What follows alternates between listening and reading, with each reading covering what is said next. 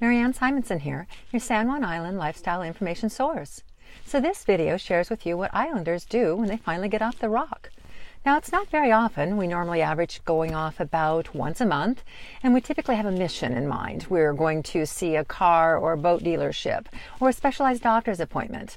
And then we'd normally throw in some retail therapy in order to help amortize the cost of our ferry ticket.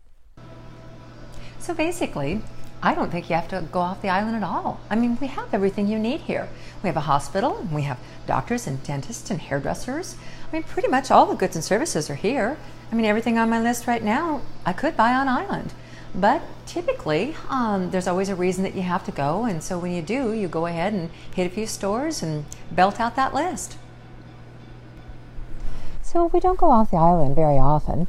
Partly it's because it gets taken out of our comfort zone. I mean, down there in the big city, we have all sorts of issues and environmental stresses like stoplights and traffic and lines. It's just uncomfortable.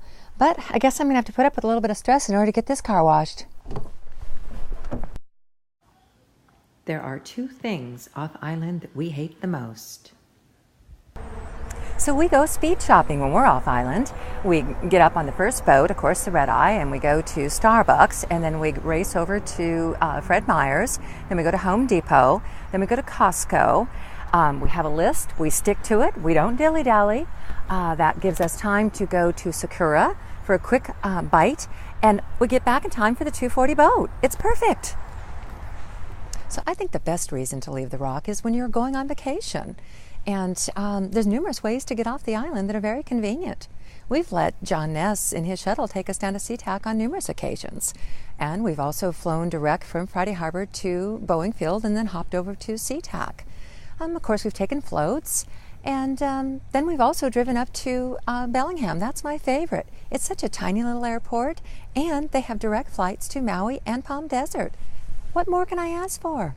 When we go off island, we go to Whistler.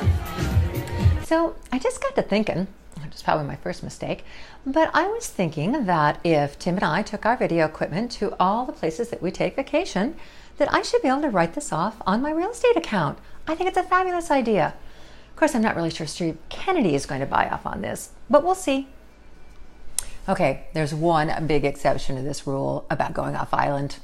People with children, they go off really regularly. Primarily, it's the sporting events that the kids are involved in, which is a really big part of our school system up here. So it's a really good thing.